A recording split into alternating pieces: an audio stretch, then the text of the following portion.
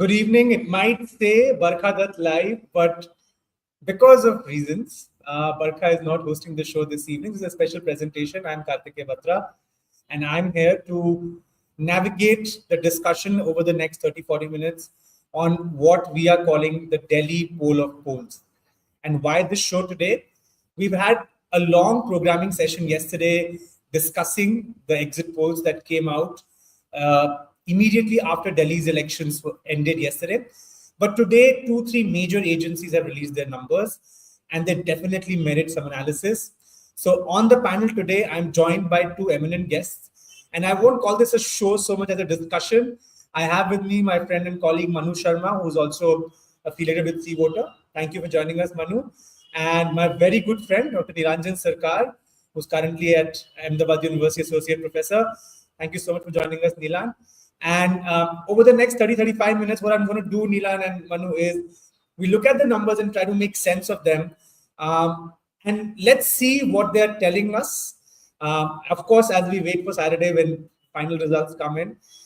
So before I start, just initial thoughts from you, 30 seconds. When you saw the exit polls yesterday, Manu and Nilanjan, what were the first thoughts that came to your mind?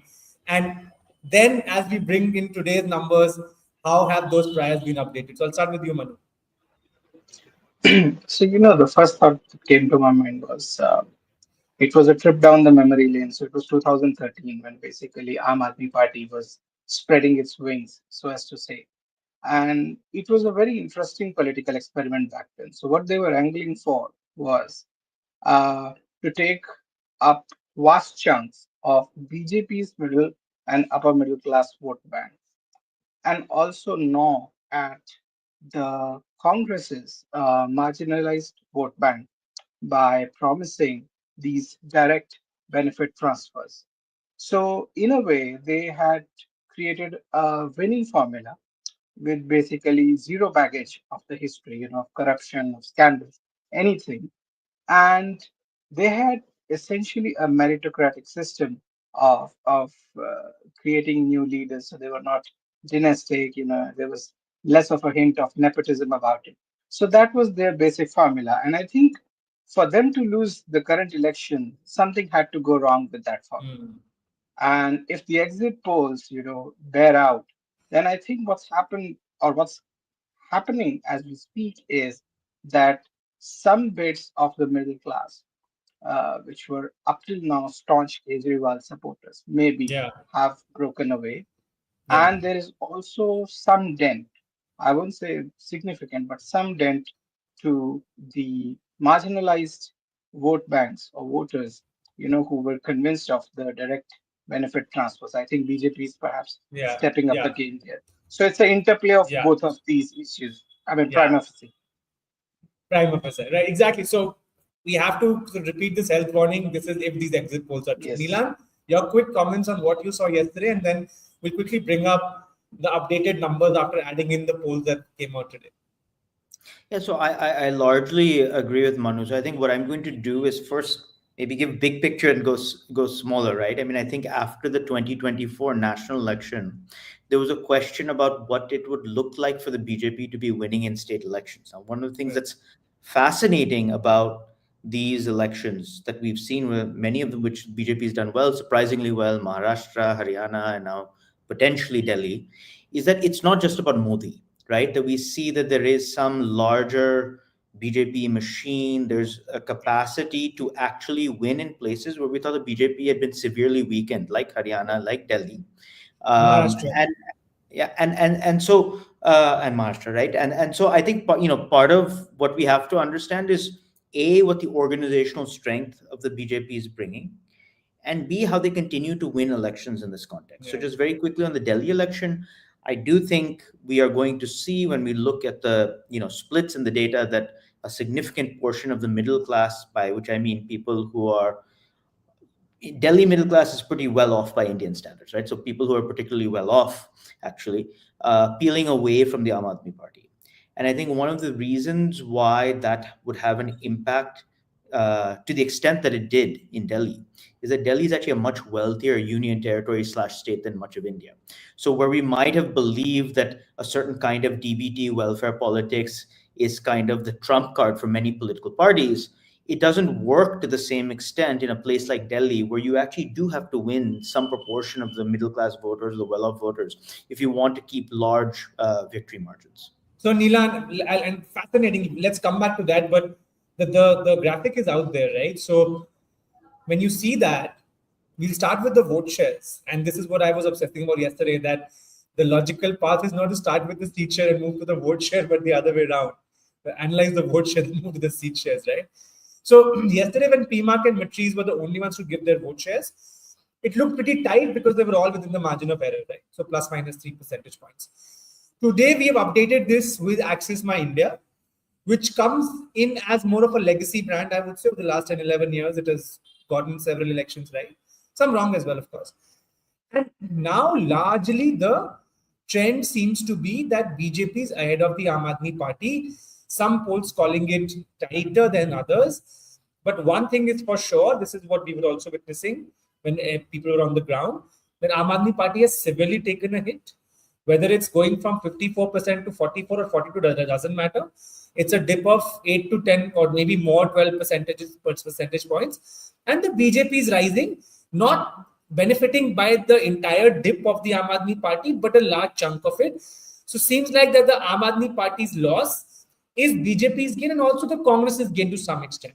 So if we can now show the seat share splits, I think that again, because the vote shares are kind of in one direction, that will also, yeah.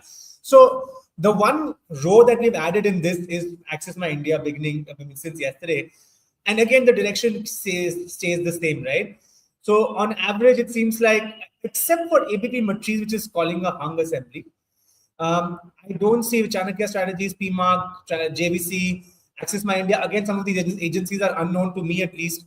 Maybe that's my ignorance, or maybe they're actually very new. They're all calling it in favor of the BJP in terms of seats as well. So, yeah, Manu, first thoughts when you look at the data now. So we've taken like a high-level abstract picture from you, but when you look at the data, it's not a sweep as big as the Aam Aadmi Party secured in 2015 or 2020. This is kind of a Sheila Dikshit type victory of 2008, I would say, right? So, I mean, if these numbers hold true. You see, this is where I think and I would like to substantiate a bit on Nilanjan's point about Delhi being a wealthy territory. Uh, See, currently speaking, Delhi's per capita at Union Territory level is estimated to somewhere north of $5,000 uh, per capita. Now, that's a very interesting zone. If I were to put my economist hat on, it's almost a Goldilocks zone. So what happens here is that you see a lot of preference changes. So they are in terms of consumer preferences, in terms of what kind of uh, what kind of political things that or movements that people associate with, and how they basically project themselves in terms of aspirations.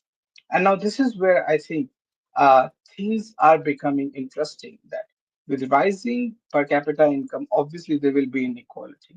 So there will be folks who would actually staunchly go on the other side, and there would be the aspirational class which would say, hey, no, what, our thinking is different, we want to go the other way. So perhaps in a way Delhi's politics is normalizing, you know although as they say, the more things change, the more they remain the same. So for about 2 to 3 terms we saw this movement in Delhi's, or churn in Delhi's politics, whereby you had people voting one way in Lok Sabha and the other way in Vidhan Sabha, and there were no half measures, because they thought that was basically the thing to do. But now I guess what's happening is that the normalization is taking place, and you have people breaking away from the one-way trend and voting in for their respective interest groups, or let us say um, beyond what would be called a state level consensus. And that is very interesting, because that used to exist during Sheila Dikshit. And if we go back to Sushma Swaraj, Saab Singh Verma, and Madan Lal Khurana's era. And I'm really talking way back, but that was the case, and it's sort of reverting back to the mean. Neelan, I'll come to you with the added burden of analyzing one more data point, which is that today's Chanakya has just given their numbers. We'll update the slide. As per them, with the margin of error of 3 percentage points, BJP 49, Aam Aadmi Party 41, BJP seats, this is for the vote shares. For seat shares, BJP is 51 plus minus 6, and Aam Aadmi Party is 19 plus minus 6. It's a rout. And another exit poll, which is essentially giving a decisive win to the BJP. This is today's Chanakya. Again, I would say one of the more legacy, or I would say at least in the last 10 years, one of the more recognized agencies. So over to you now. I mean, same question as to Manu, that just make sense of these numbers for us, both the vote shares and the seat shares. So, I mean, I think like both of you, it's easiest to start with vote shares because in some sense, we understand the statistics of vote shares much better than we understand the statistics of seat shares always, right? And one thing that is extraordinary is that while the BJP number is jumping around a little bit, actually all of the pollsters have Aam Aadmi Party's vote share in a fairly tight band, right? I'm looking at 41 to 44, if I'm not mistaken, right? And so it's what you said. We're looking at nearly a double digit or perhaps a double digit drop in vote share for the Aam Aadmi Party, right? From one state election to the next. Now, I think one of the things that's very interesting is that from 2013 onward, if you look at BJP's vote share, it had stayed relatively stable, actually, right? And so in 2013, it was the single largest party, and then the Aam Aadmi Party started sweeping. Now, the story there essentially was that from a very split verdict, the Aam Aadmi Party had eaten up the Congress's vote share, right? That was the story that we were getting. Yeah. And the question that and we always not just Congress, the others also, the BSPs of the world. That's the under notice story, I guess. Because that's right. The others was 14%, I think, in 2008, and that crashed along with the Congress almost similarly. Right. And the Aam Aadmi Party, we'll talk about at some point, the ability to latch onto the Purvanchali vote and so on and so forth, were a large part of this story. Now, one of the interesting stories, and we'll have to sort of think about what happened, is that there was one narrative that the BJP was a 40% party, right? 35 to 40% party. What these surveys are showing us is that it is a north of 40% party now in Delhi, at least in state elections, right? And significantly so in many of these cases. So I think that what we are going to have to start grappling with to a greater extent is what explains such a large percentage of people now voting for BJP. Is it who used to vote for Congress and BSP to some extent? Are some Purvanchali voters coming? Is it a middle class base that the Aam Aadmi Party had, built, and a lot of that is starting to be eaten away? The one sort of final comment here that I would make is that, we've all been asked in our various hats, right? What does the arrest of various Aam Aadmi Party leaders and Arvind Kejriwal mean for the election, right? And one story is, look, people don't respond well to this kind of sort of strongman behavior, and we'll get there'll be a backlash. I think one of the things that we have to sort of think through is that while it was a very aggressive tactic, I think the average person in Delhi started speaking about corruption within the Aam Aadmi Party to a greater extent, right? And the middle class voters started to. And for a party that had come up as selling itself as incorruptible, what its sort of abstract quantity was with the middle class voter is something that I think we're going to, have to continue to analyze for the next 3-4 weeks, months. I don't know, but there's something there for sure, because Jharkhand it went the other way in Jharkhand, right? I mean, it did feel like the BJP paid a bit of a price for what had happened with Hemant Soren, but it didn't happen here, right? But Neelan, can I add something? It's a very interesting point that this seems to have stuck, right, for Aam Aadmi Party. The way I look at it is, being a Delhiwala myself, the way I look at it is that there was a chunk of the middle class that was upset or kind of unhappy with the Aam Aadmi Party in terms of just other reasons, whether it's governance, etc. And then the BJP launched a multi-pronged approach in the sense that it wasn't just corruption, it was the opulence and it was the cynicism associated with normal politics that they started associating with the Aam Aadmi Party. Corruption was one important piece that took away that halo, as Barkha was saying yesterday, from the Aam Aadmi Party, and it gave further impetus to a restless segment of society, which felt that at least in the second term, not a lot of work had been done. This is just strictly the middle class. The lower income groups, I am not so sure, sort of, I been weaned totally away to that agree. extent. Yeah, exactly. So the other point No, I'll I make totally is, agree. But you picked the right phrase. Politics as usual, right? yeah, That was the feeling that AAP has now sort of regressed to politics as usual, Ah. right? That is, Yeah, in some yeah. sense captures. Yeah, and the other thing I will add, this is an analytical point, that if these results or these data points hold true, this is not like Karnataka where the polity has turned from tripolar to bipolar. One party has remained static, the other party has eaten some third party's vote share. Right. What has happened here is the Aam Aadmi Party's vote has gone down, BJP's has risen, Congress has also actually gone up. So actually, Delhi is now more tripolar than it was in the last election, if these numbers are true, because Congress is now at roughly 7 to 9% from different estimates. So that's another interesting kind of observation. So moving forward, then I remember our common friend Amitabh Tiwari, who's a political strategist and commentator, he wrote an op-ed saying that this Delhi election will come down to 3 M's: Mahila, Muslim, and middle class. Essentially, the crux of the argument is that the three identities that will shape this election are the gender identity, the class identity, and the religion identity, because there's kind of this voter segregation. So I'll take the liberty of now going into each of the identities one by one, and we can probably start with gender. And Nilan, I'll give you the first word on this, and then Manu, you can chime in. That we've spoken so much about the female voter. I'll give you two sets of contrasting statistics that have come from C Voter and Axis, right? So as per C Voter, whereas the BJP is leading by leaps and bounds amongst the males, the Aam Aadmi Party is showing a similar massive lead of roughly 15, 16 percentage points amongst females. If you then look at Axis is actually showing that, of course, the BJP is ahead amongst males. If you can, yeah. But it's also ahead of the Aam Aadmi Party amongst females.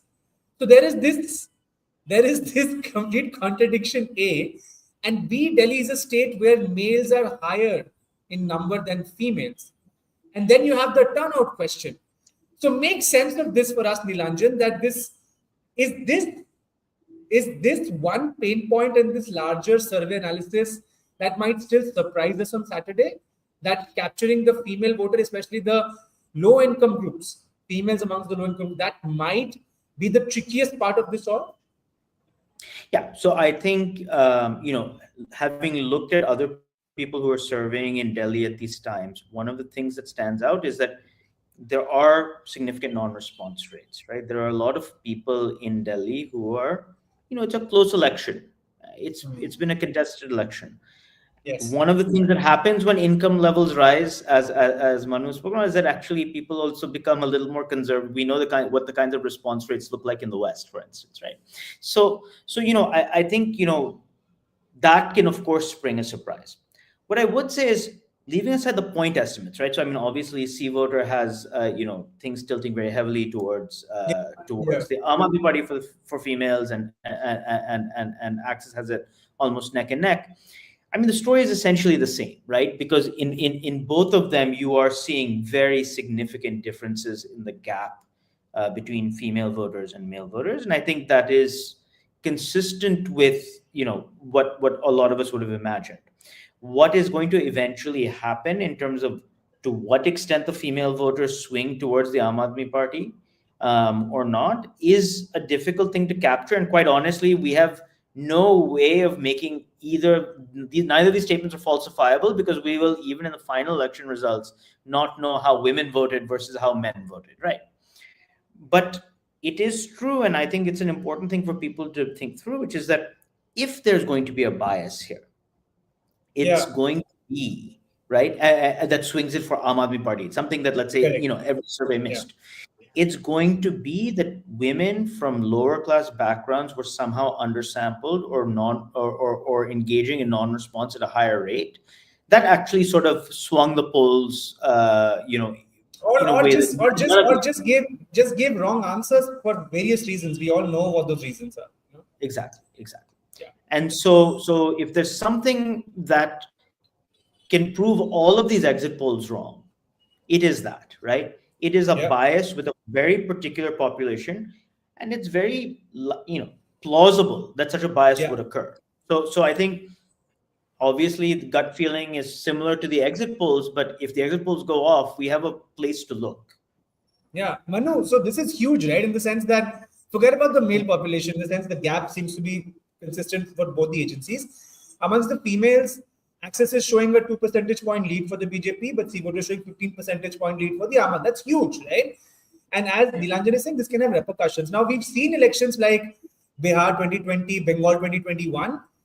Nobody saw it coming because the female voter went one way, right? Or nobody saw. When I say, I mean like major observers of elections did not see it coming because the female voter of a certain caste went in a certain direction. So, what are your thoughts? I mean, could this be the rabbit in the hat that might surprise us on Saturday? And I'm not saying that these are wrong. I'm just, as an analyst or as a statistician, economist, whatever you may want to call it, we're just trying to mull over possibilities that might happen on Saturday, so that we given a 360-degree perspective to the viewers. See, there are two things here which are striking. The first one is uh, that two major agencies are basically differing by a huge margin for a particular section of voter that is highly contested. Now, it may be another thing to say, okay, you know what, there wasn't a specific focus on this particular demographic, and hence, it wasn't really in the debate, so we don't know. But what's currently happening is that both of the parties actually made a very concerted push to win over women voters through their respective schemes.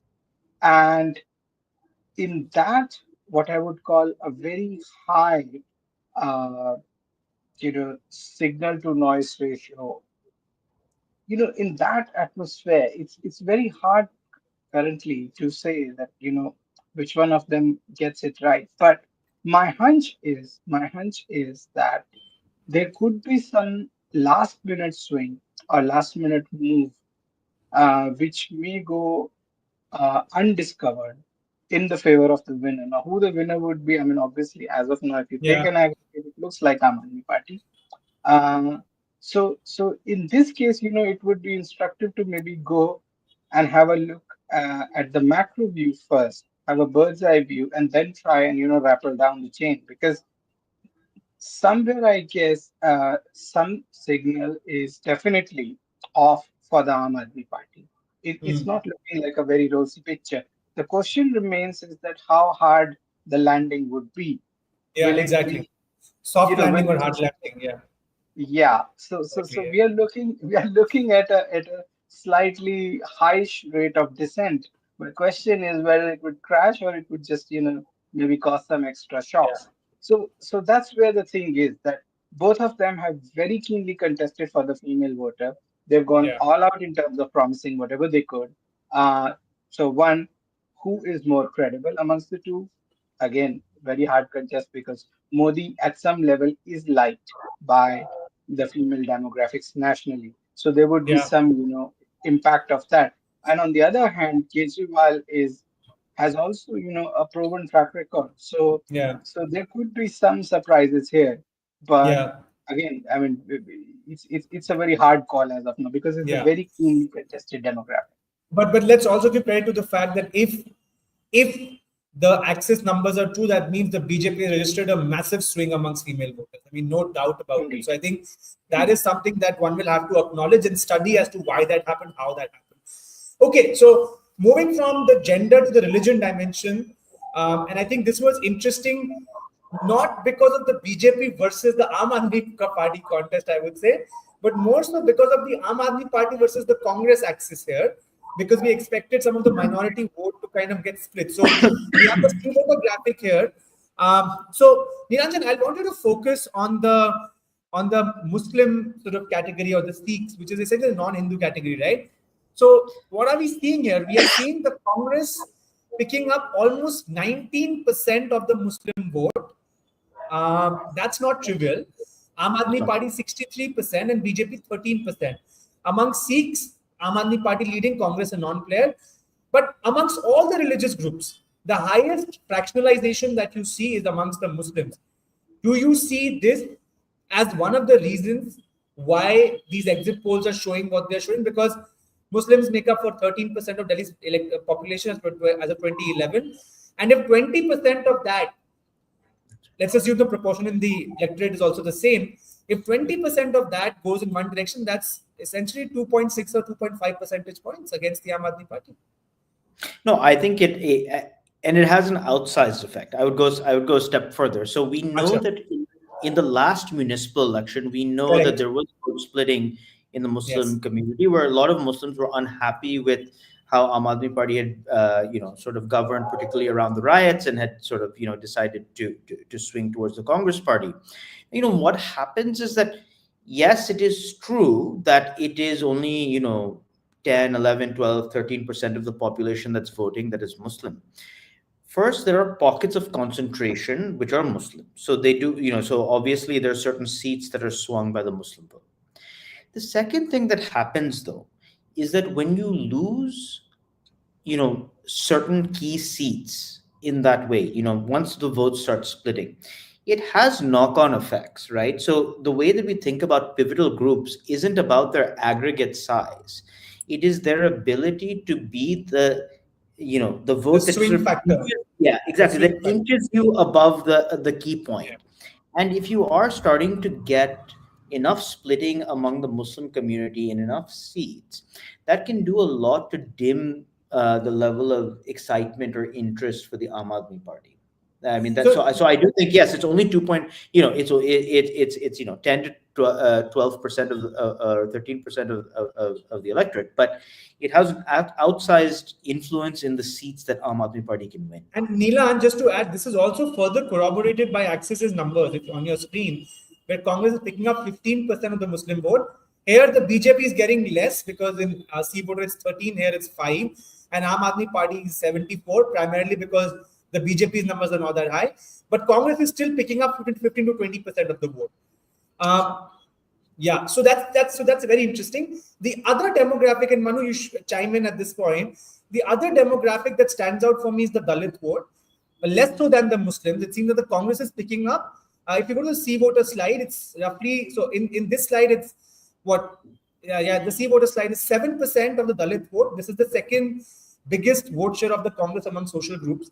And again, Dalits are north of 15% of Delhi's electorate. And if you go to the Axis poll, then amongst the Balmikis, Congress doing 10%, and Jatav 7%, and other SCs, that's my sense, is 8%. So that's essentially higher than all other groups than Muslims. So my point is, let's go back to the guest, please. My point is the Congress, the social groups which are the most favorable towards the Congress, it seems, are Muslims, which Nilan just spoke about. And at the second position is Dalits. And this is the Dalit-Muslim combination that the Congress was able to consolidate in the Lok Sabha election to some extent in Haryana. And they were banking on this in other states also. But has the movement of these two groups, do you think, if these numbers are true, been pivotal in at least shaving off some of the votes of the Aam Aadmi Party? Because otherwise, their preferred party would have been the Aam Aadmi Party. What's your take? Historically, especially, let's say, if we consider the polity post Rajiv Gandhi, even during their worst times, and I'm talking pre-2014 era, Congress always found some traction within the Dalit voters and obviously the Muslim voters. Now, what we've witnessed after 2014 is that with their ability to, especially to be, with their inability to be in the contest, for the national power, these voters drifted away to local or regional alternatives wherever they could. And within Delhi also, we saw the emergence of Aam Aadmi Party. And the result was that overnight, we saw Congress's vote bank vaporize. In fact, I remember prior to somewhere around 2013 and 14, um, one of the big spokespersons of BJP, who was with Congress back then, we were discussing, and they said, I can tell you 6 seats, which we will never lose. And I said, why? He said, because of the demographics. I said, well, that makes sense, but data seems to be adverse. Uh, and when the results were out, that was the case. The vote base had overnight vaporized and shifted lock, stock, and barrel to Aam Aadmi Party. What we are perhaps witnessing now is some sort of division, or some sort of, let us say, uh, introspection about the one-way support that was given to Kejriwal. Maybe people want to reevaluate their political choices here. And some credit is also due to Rahul Gandhi for his I would say rather vigorous focus on particular themes about proportional representation, about how he will stand for the minorities. So in that way, it's a two-way game, that uh, Kejriwal cannot indulge in that sort of rhetoric beyond the point without losing additional voters from the middle class. Yeah, But yeah, Rahul Gandhi, he has basically lesser to be afraid of. So he can go yeah. all out, and he went Correct. all out. That's the kind And of risk and that the and Congress has taken by not. They fiddled with soft Hindutva for some time, but they've gone back now, and I think they're now yes, firmly. They have this conviction that they don't want to have that associated with them, and I think if they kind of complement that with other social bases, that might just work for them, and it has worked for them in some cases. So I mean, credit where it's due.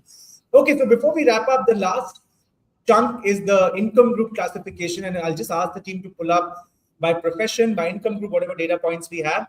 And here again, it is conventional wisdom is that as you move up the income hierarchy, support for the Aam Aadmi Party will dwindle and support for the BJP will pick up. Right. So if we can have the income numbers first, that will be great. But even this is a good proxy, right? So yeah, okay, this is good, right? So this is by profession, I would say. And if we can zoom in, you'll find that, yeah, so you'll find that amongst the unemployed slash students, BJP is leading. This is C voter. Housewives, the female effect, this is C voter again. Aam Aadmi Party leading. General labor, Aam Aadmi Party leading. The moment you come to private sector service, government service, and business self-employed, you'll see that the BJP starts leading. So higher up in the income group, BJP starts leading. This is C voter. Go to Axis, and we'll find something similar. Amongst the unemployed, it's tight. Students, it's tight. Labor, Aam Aadmi Party slightly ahead, but still tight. Skilled professionals, BJP ahead. Small shop, BJP ahead. Housewives, Aam Aadmi Party slightly ahead. Private service, BJP way ahead. Government service, BJP way ahead. Others, also BJP way ahead. So, given these numbers, it seems that even within these two, so I'm very interested, for example, look at general labor, right? C voters saying Aam Aadmi Party 52, BJP 31, and go to Axis. In Axis, if we see labor, Aam Aadmi Party 47, BJP 42. So go back to the guests now. What that is telling me is that even these two polls have not been able to reconcile as to how much dent the BJP has been able to make in the lower class groups. And is that potentially another source of surprise that might come about on Saturday? Because on a lot of the other metrics, they are aligned, right? So students and unemployed, both polls seem to be aligned. Gender, we know they're not aligned. So of course, housewives, they won't be aligned. But general labor, that's one. The other question that I want to sort of bring up is a lot of the identities are actually cross-cutting, right? So I am a yes, female laborer, whether I vote as a female or a laborer, we don't know. I am an upper caste male, sorry, I'm saying an upper caste female, whether I vote as an upper caste person or a female, that's also unknown. The salience of identities is something that we don't know. So your comments, Milan, and then Manu, and then we are almost close to wrapping up the show. So again, I mean, I think we started with this discussion that there are clearly a lot of class distinctions in voter preferences. We know that lower middle class and poor voters have traditionally leaned towards the Aam Aadmi Party to a greater extent. They may still do so, but how much the advantage is, we don't know. We see that those who are, owning shops, those who are in private business, those who are middle and upper middle class and upper class, have tended to push towards the BJP. I mean, I think just a couple of things that I would say in thinking about these data points. First, let's not underestimate the fact that if the last two elections, the Aam Aadmi Party has Neelan, this is also new data points. Just comment on this as well, because now we have the income categorization. So feel free to comment on this as well. Yeah, please. Okay, so yeah, so here this comes across very clearly. I think when you look at the income categorization, you can see the sort of the shift, right? Where poorer classes are either the very poorest classes, of course, leaning towards the Aam Aadmi Party, but you do see that under 10,000, under 20,000 rupees, the Aam Aadmi Party has a significant lead. And the moment you sort of jump above that threshold, the popularity completely flips, right? And the BJP becomes more popular among the wealthier populations. And what I would say is there's one cross-cutting cleavage that we don't give enough sort of thinking about. Delhi is also unusual in its percentage of upper caste and general caste voters. So it's one of these sort of funny things that people often forget. But there was an earlier slide which said a big lead among Rajputs and Brahmins, and you might think, oh, who cares? That's always what it is. But in the case of Delhi, it's 50 to 20% of the voters, right? It's a huge number actually. So what happens is that when we think about this cross-cuttingness, right? So if you think that a lot of these upper caste voters are also likely the ones who are more wealthy, and also the ability of the Aam Aadmi Party to cobble away some of these voters in every election is what allowed them to jump over 50% in a state election. And one way to think about this is that maybe Aam Aadmi Party hasn't changed some of its core appeal with the lower middle class, but its inability to sort of cobble pieces from these other places where in various ways the BJP was already strong. But its inability to pull a few more of those voters away is actually what's dropping it these sort of 10 percentage points. So I do very much think that thinking across gender and especially thinking across caste and income is going to explain a lot of the story when we see the final results. True. Manu, you want to add, because you've seen two interesting sets of data points, one on the basis of profession, the other on the basis of income levels, and they kind of also highly correlated with each other. But the other point, that this cross-cuttingness of identities and what that means when you analyze an election as an academician.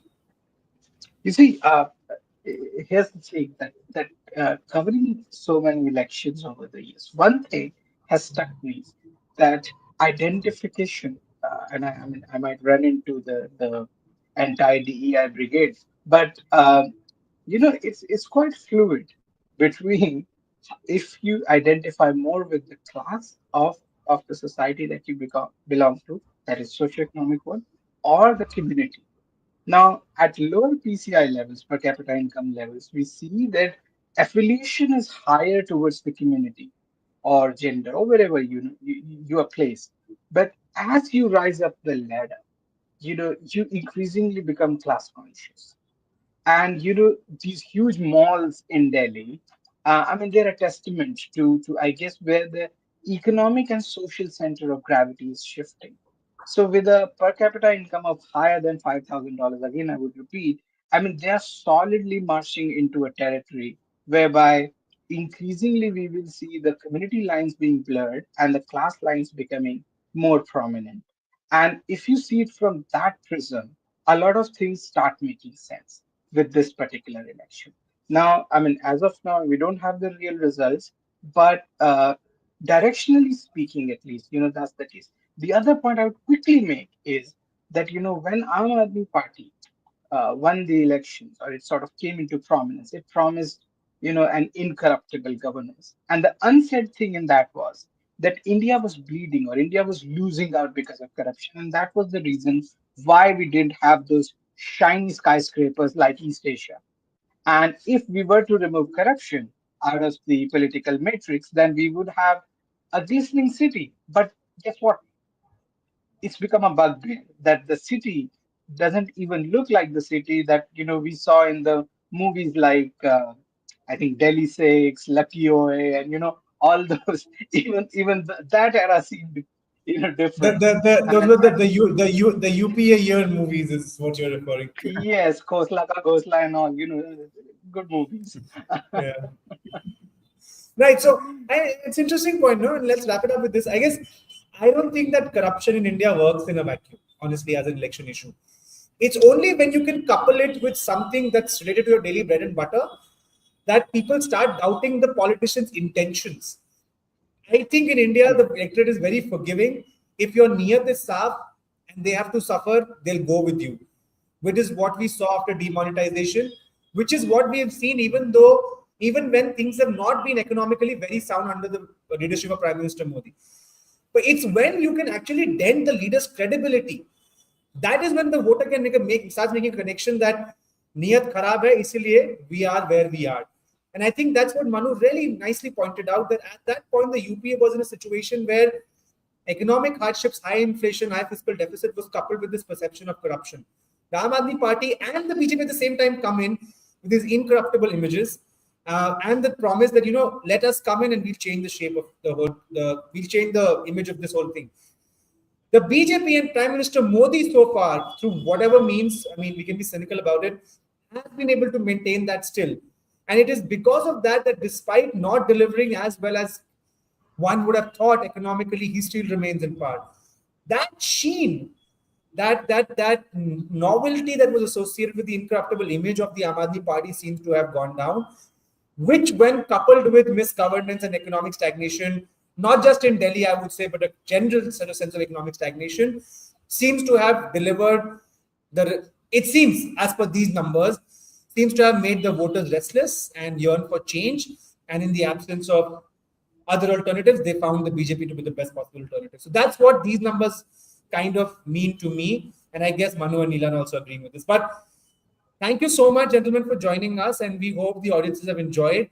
Barkha will be back. My hope is she'll be back again tomorrow. But we really hope you enjoyed this presentation. And we'll also be back on the 9th for the day-long coverage of the counting day. So thank you so much and have a very good night. Thank you for having us. Thank you. It's great to see you here. Thank you for watching our work. If you haven't subscribed yet, don't forget to click the bell icon and subscribe to Mojo Story and support independent, robust journalism.